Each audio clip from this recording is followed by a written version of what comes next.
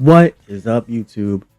Welcome to the newest, hottest wrestling channel on the block right now. Since we are officially halfway through the year, I wanted to do a sort of award thing, you know? So we're going to be going over the top 10 best women in 2026 so far. Now, this is not based on my favorites. This is not based on who I like more or less, yada yada, whatever. This is going to be based on the match quality, their feuds, their accolades, and of course, their championships. So, without further ado, let's get straight into it. Number 10. Now, you can call it recency bias, you can call it favoritism, but we have entered the gray area, ladies and gentlemen. Our number 10 spot is Kendall Gray. Now, she has been through a lot, even though she is new. She literally started the year as champion of Evolve. I don't watch Evolve, but she was defending that title like crazy. She even had a street fight, which I didn't know about, and she won it. So there's that. She faced the, at the time, champion, JC Jane, at New Year's Evil. Almost beat her, lost to a no contest because there's interference. Then she had to relinquish her Evolve Women's title to go to NXT.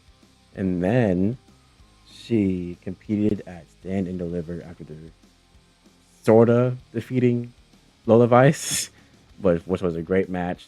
Damn, that whole match, bro. Oh my god. Low key, like that's a top 10 match so far in the year. I'm not even gonna lie. And then she has another match later on and defeats Lola Vice officially for the NXT Women's Championship.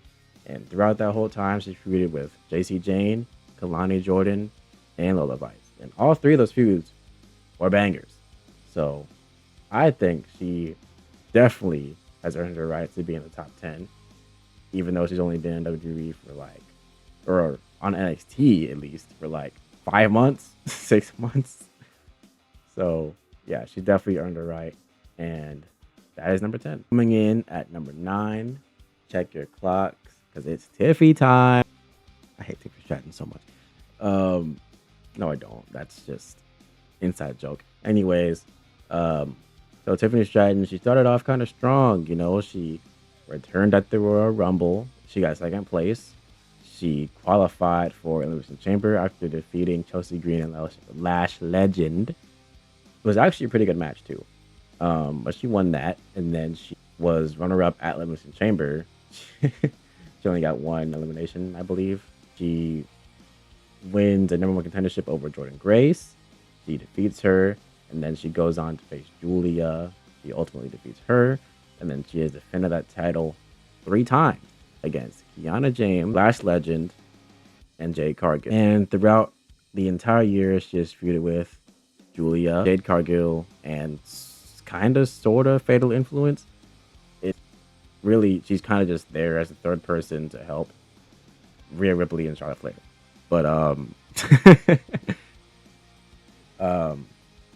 yeah, the only reason why she's edged out Kendall Gray is just because she was at Royal Rumble and Elimination Chamber and she made it far in both of them. Kind of cheating because she was number 30 at the Rumble, but still, if she wasn't in, let's say she wasn't in Elimination Chamber or she wasn't in the Rumble, Kendall Gray would be over her for sure. But because she was at those PLEs, because she made it as far as she did, that's why she's number 9. Okay, so coming in at our number 8 spot, this kinda sucks, but it's true. Putting Stephanie Vicaire and Liv Morgan in the same spot, mainly because they both haven't really done anything except win the world title. For instance, let's go over what Stephanie has done. She started the year as champion. She defeated Raquel twice, once in a regular match and once in a street fight. And then she has a great feud with Liv Morgan. And then they have that terrible, rushed, just overbooked match at WrestleMania. She loses, and then she's been injured ever since. And then Liv Morgan, she had a match. Like she returned at the very first Raw of the year. She won the Royal Rumble, had a great match, great feud with Stephanie. Terrible match. She won the championship, and she hasn't done anything. They treated her like she was the injured one after she won the title. Like, why is she not even having matches? So yeah, that sucks. These two should both be higher. I think they should definitely be in the top 5 at least. But because how WWE booked them and because of unfortunate injuries, this is what we get. So they're number 8. Actually, I guess on a technicality, Stephanie Vaquer would be higher than Liv because she feuded with Raquel as well, and then had a great match at the Street Fight. And Liv only had one match before the Royal Rumble, but I already made the list, so you know. All right, coming in at number 7, we have Lola Vice. Welcome to Vice City. Now she has done a lot this year, and I mean a lot. So she appears at the Royal Rumble. She really didn't do much. I'm pretty sure all she did was dance and get eliminated. But we all here for it. Anyways, she was at the Rumble. She lost quickly, and then she wins the mixed tag team championships on AAA with Mr. Iguana. That's a whole other thing, but she's doing it, which is crazy. And then at the same time, she competes for the North American Women's title. She does lose, but she did not get pinned. And then she has a match at NXT Vengeance Day versus Kalani Jordan, an underground match which she remains undefeated in. She has educated, what Booker T says, educated hands and feet. Oh yeah, man. Something like that. And again, she has the number 1 contendership against Kendall Gray. We didn't talk about this, but but the feud was pretty damn good. Pretty damn good. Yeah, match of the year contender, dang near. And then she goes on after she wins that title. She won that match. She was winning one. Yeah, I should have mentioned that earlier. She defeats JC Jane at NXT Revenge, and then she defeats Izzy Dame on NXT. And then she defeats La Hierda. I think I'm saying her name right. I don't know. On AAA. Then has a pretty good match and feud with Kendall Gray at Great American Bash, where Kendall ultimately beat her. And then she has been MIA since. But she has feuded with 4 people. La Hierda on AAA. JC Jane, Kendall Gray, and Kalani Jordan. All in just this 1 year. Not to mention she's bouncing between AAA and NXT. Already a crazy task of its own. And she was competing at 3 PLEs, of course, the Royal Rumble, Vengeance Day, Stand and Deliver, and actually 4 because she was at Noche de los Grandes with Bailey and La Catalina, I think, in a 3-on-3 against, you guessed it, La Hiera. I don't watch AAA, but while she was there, she defended her mixed tag team title 1 time after winning it against La Hierda. And yeah, she's just had a crazy, crazy year. And yeah, she definitely deserves number 7. Full show. And at the number 6 spot, the storm is coming. Boy, if you don't. Jade Cargill. So she started off the year as world champion. Yeah, world champion. She defeated Jordan Grace, and then she forms a faction called the Baddies. And I'm not joking, that's literally what it's called. She defeats Io Sky, who is above her on this list. She has a match against Rhea at WrestleMania, which she lost. And then she has a 3-on-3 match at Saturday Night's Main Event, which she wins against Rhea, Charlotte, and Alexa Bliss, which is actually a really good match. One of my favorite matches of that show, I'm pretty sure. And has a rematch against Rhea at Clash of Italy, which she lost again. She then feuds for the United States title held by Tiffany Stratton, and then she loses. But at least she got, those interference and distractions and all that. And then she lost. She's a loser. But throughout all the years, she has feuded with 3 people. Rhea, Tiffany, and Charlotte Flair, kinda. mostly through just stare downs and promos. And she has appeared at 3 PLE: WrestleMania, Saturday Night's Main Event, and Clash in Italia. But yeah, she is in the spot that she is because she is world champion. She did form a faction, and all the PLEs that she appeared at were pretty top tier PLEs, and she was in championship matches in every single one of them. So, she's up there for real. Even though she's a loser, she's up there. She started the year as world champion, so not everyone can say that. So that's why she's number 6. All right, ladies and gentlemen, strap in. I know you guys probably thought Lola Vice's list was super long. Number 5, we got Solbuka. And now she has done a whole lot. Some of the stuff I even forgot about. So here we go. Her and Zarya won a number one contendership for the TNA tag titles. That's a mouthful.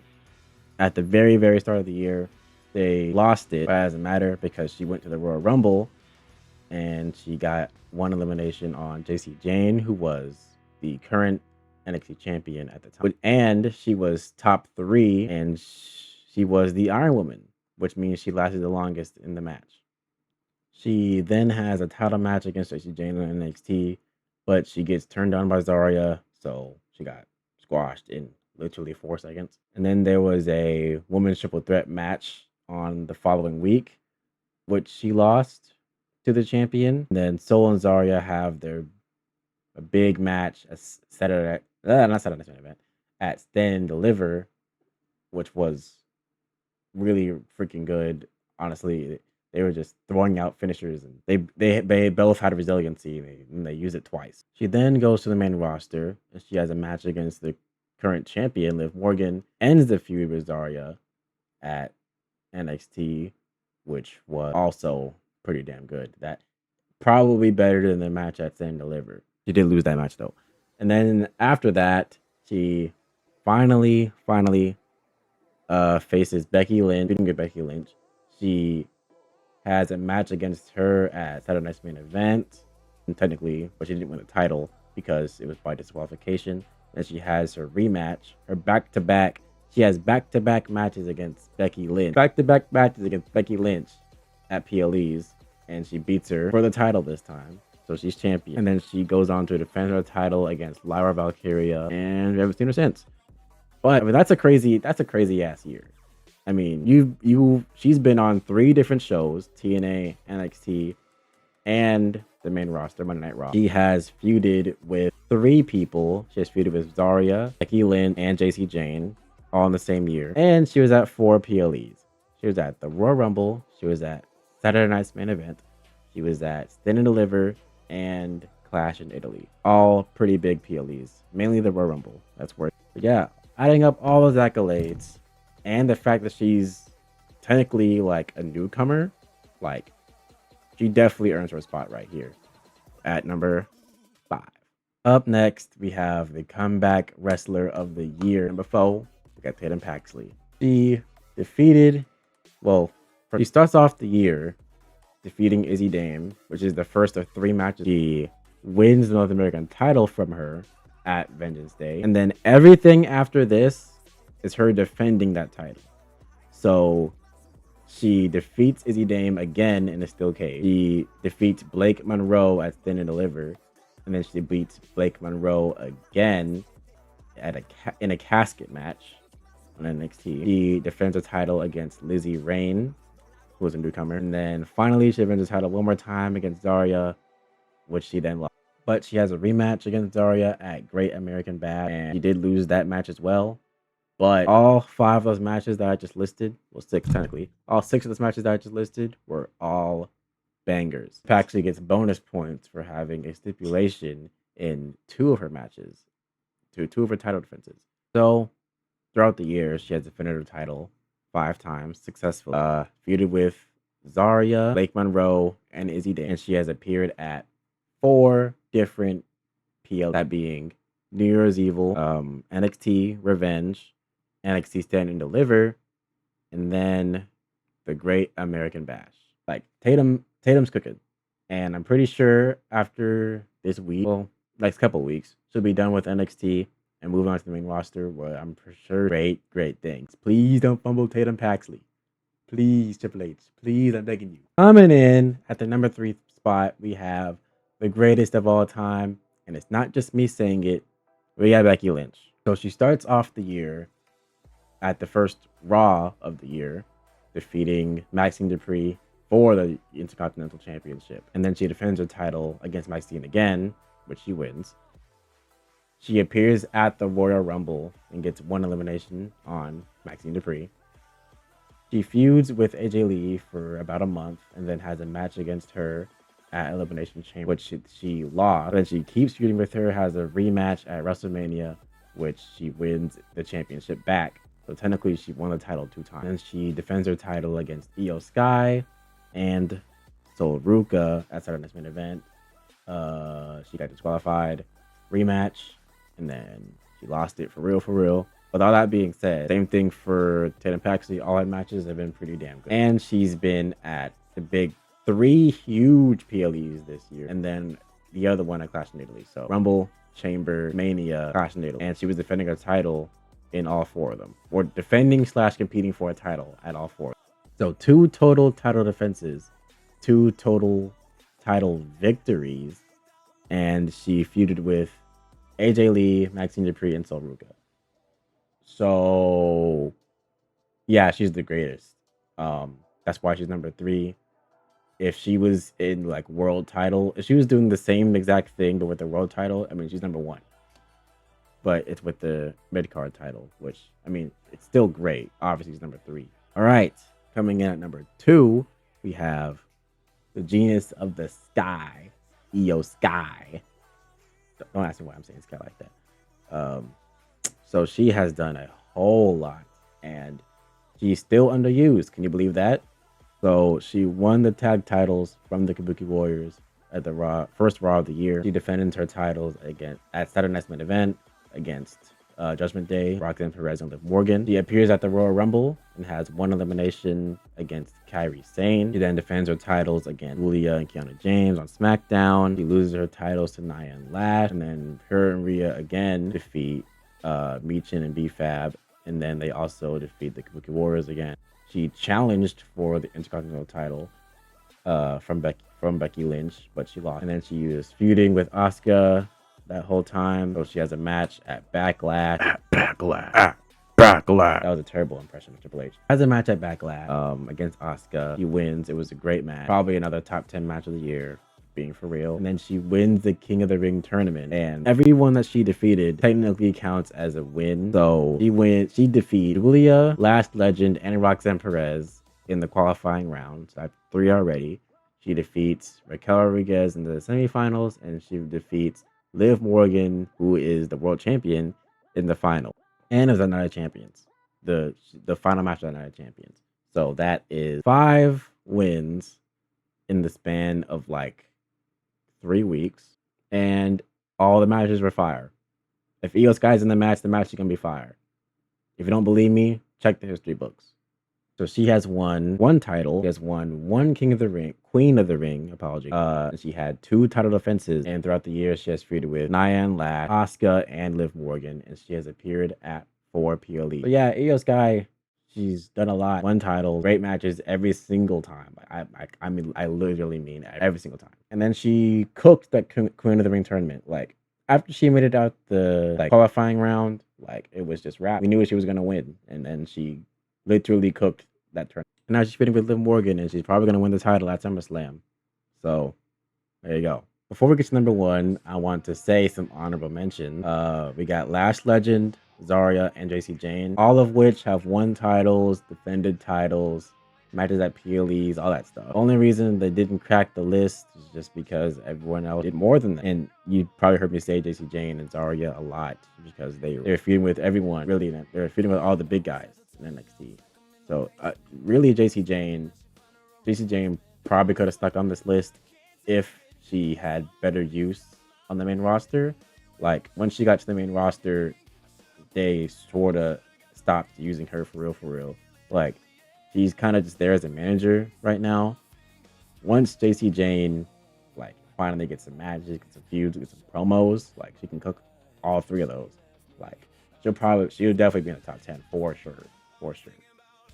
But number one, I'm sure you all saw this coming. It's Rhea Bloody Ripley. So everything Io Sky has done with the tag titles, she did. Rhea Ripley also did because she was her partner. I don't know if I mentioned that or not. So, well, the one win against the Kabuki Warriors, and then her 2 title defenses, count that for Rhea Ripley as well. But then Rhea was at the Royal Rumble. She got 3 eliminations. She qualifies for Elimination Chamber by defeating Lyra and Ivy, most obvious Rhea Ripley win of all time. She wins the Elimination Chamber by eliminating Tiffany Stratton. And then she starts feuding with Jade Cargill, wins the Women's Championship at WrestleMania, which was a pretty damn good match. She has a match at Saturday Night's Main Event against Jade and the Baddies, but she lost. But then she claps right back and defeats Jade for the same title again at Clash in Italy. But then she got injured. So, really, at this list, Rhea could be even higher. Like she could even gap Io Sky even more if she didn't get injured at the time she did. But even with all that said, she's still the greatest of the year so far. She had 5 title defenses, including her tag title ones and her world title ones. She had 2 title wins, and she won the Elimination Chamber. And throughout the years, she feuded with Nia and Lash, Jade Cargill, JC Jane, sort of, and the Baddies. And there you have it. That's your list. Hope I explained everything pretty well. Let me know if you guys agree in the comments down below and all that. And I'm going to be doing the men's version later on. So hope you guys enjoyed this one. Stick around, subscribe, hit the like button, and we out. No. Subscribe, hit the like button, and if you don't, bang!